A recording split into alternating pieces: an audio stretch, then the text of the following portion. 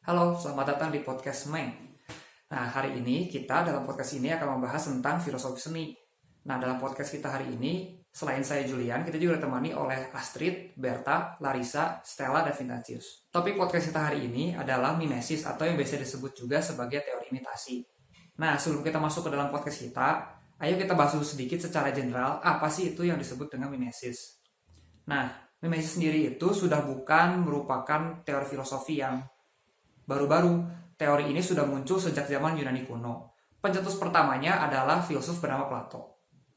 Nah, teori ini Plato cetuskan dalam serian tulisannya yaitu Republik.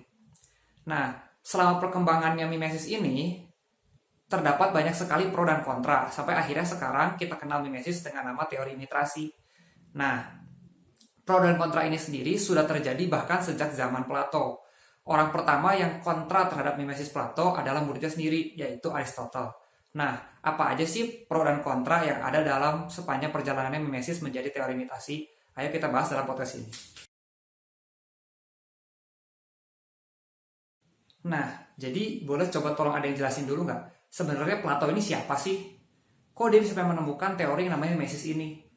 Jadi, Plato itu adalah salah satu filsuf yang berasal dari zaman Yunani kuno. Dia juga seorang pencetus negara republik yang sudah kita kenal sekarang. Untuk kita bisa ngerti teori mimesis dari Plato, kita juga harus ngerti dulu cara pandang Plato terhadap realita. Jadi, menurut Plato, segala sesuatu yang ada di bumi itu cuma imitasi dari ideal form. Nah, ideal form itu ada di mana sih? Ideal form itu ada di kepala kita, ada di pikiran kita, dan ada di dunia idenya kita. Terus, segala sesuatu yang ada di sini ya cuma imitasi dari ideal form. Misalnya, ada kursi. Nah, kursi ini itu cuma imitasi dari imajinasi si pembuat kursi, kayak gitu. Nah, terus, menurut Plato, segala sesuatu yang ada di dunia ini itu cuma tingkat appearance-nya aja, cuma looks-nya aja. Dan yang realitanya ada di dunia ideal form yang tadi. Nah, terus menurut Plato juga kita nggak akan bisa ngelihat satu benda yang sama dengan cara pandang yang sama untuk kedua kalinya, kayak gitu. Kenapa sih menurut Plato bisa kayak gitu? Karena itu dipengaruhi sama cahaya ruangan atau cahaya dari matahari atau dan lain sebagainya, kayak gitu. Nah, terus sosok yang sempurna itu ada di mana? Menurut Plato, sosok yang sempurna, looks yang sempurna itu ya cuma ada di ideal form. Jadi, yang ada di dunia ini itu cuma sebatas imitasi aja. Karena cara pandang Plato ini, Plato tuh nganggep kalangan seniman artists itu lebih rendah dari pengrajin, dari craftsman. Jadi bagi Plato, seorang craftsman itu membayangkan ideal form benda yang mau dia buat, lalu dijadikan model dari benda yang mau dia buat. Jadi intinya itu craftsman dia meniru langsung dari ideal form dan membawa bentuk ideal dari dunia ide ke dunia rupa, dunia nyata gitu. Jadi menjadi sesuatu yang real. Sedangkan menurut Plato, seniman hanya meniru apa yang telah pengrajin buat. Makanya kata dia, seniman itu hanya menghasilkan imitasi dari imitasi, imitation of an imitation. Jadi istilahnya kayak misalnya seorang pengrajin mau bikin kursi, dia ngeliat ke alam, dia ngeliat batu ini bisa didudukin, terus dia bilang, wah gue mesti nih bikin yang kayak begini, terus akhirnya dia buatlah kursi dari batu ini. Nah, si seniman itu dia cuman menggambar ulang apa yang telah dibuat si pengrajin ini. Jadi kan pada masa itu emang seniman hanya melukis benda atau objek yang emang ada di sekitarnya. Jadi seniman hanya mengimitasi hasil imitasi pengrajin dari ideal form sebuah objek. Itu kenapa Plato nganggep seniman lebih rendah dari pengrajin, karena ya dia cuman ngulang apa yang udah jadi. Oke, jadi selama ini semua hal yang kita lihat dan pegang itu cuma tiruan. Terus memangnya semua lukisan itu hasil imitasi dari imitasi. Kalau kita menggambar atau melukis langsung hasil dari imajinasi kita, itu kan bukan meniru objek yang ada di sekitar. Itu baru pada Plato, itu yang Plato anggap sebagai realitas. Nah, sekarang ayo kita coba dengar apa sih pendapat ahli lain atau orang lain tentang mimesis ini.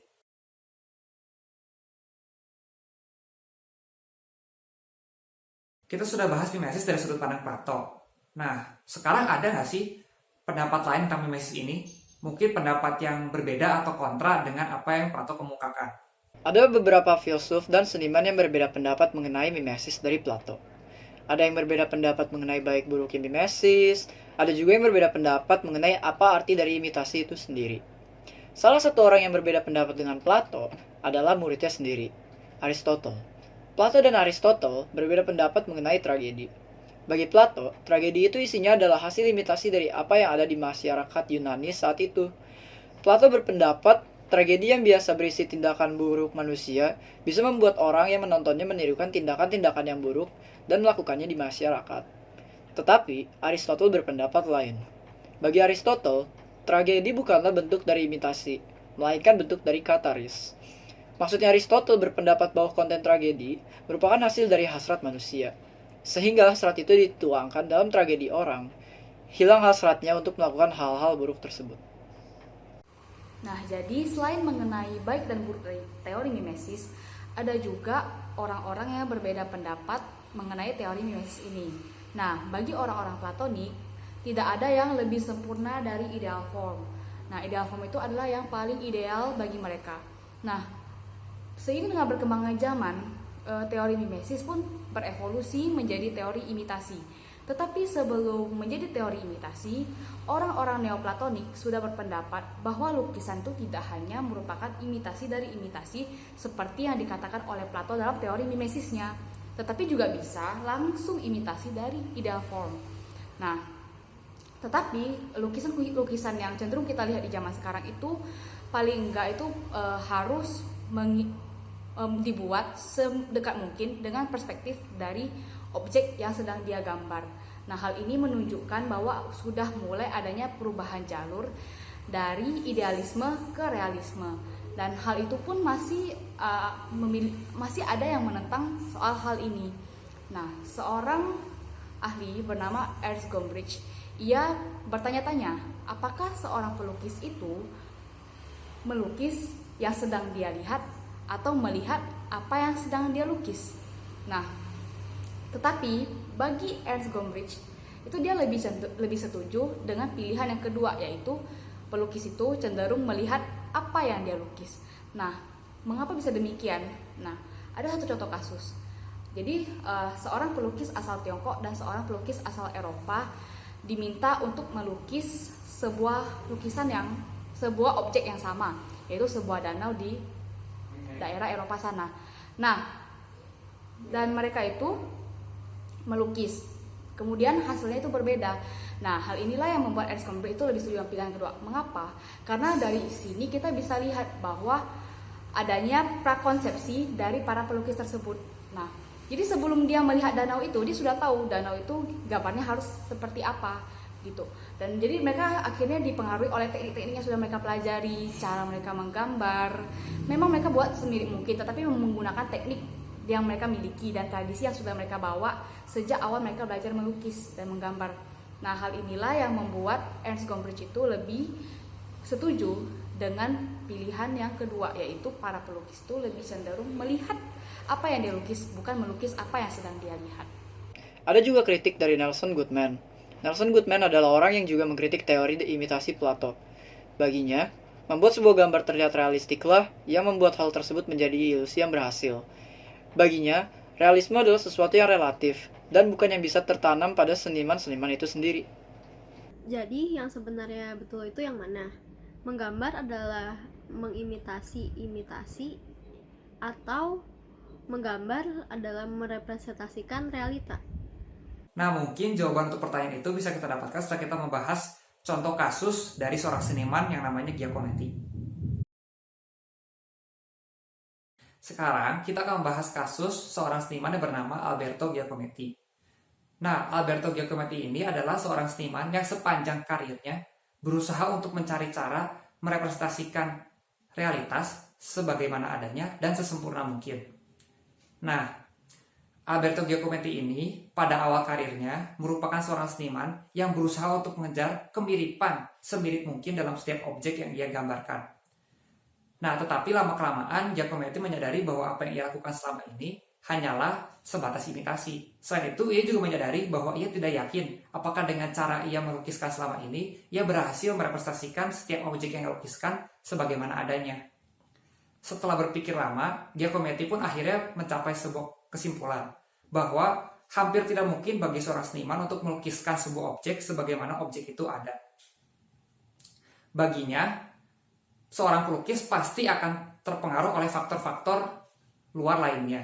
Sebagai contoh, jika seorang pelukis ingin menggambarkan sebuah kepala manusia, pelukis tersebut pasti akan mempelajari anatomi manusia.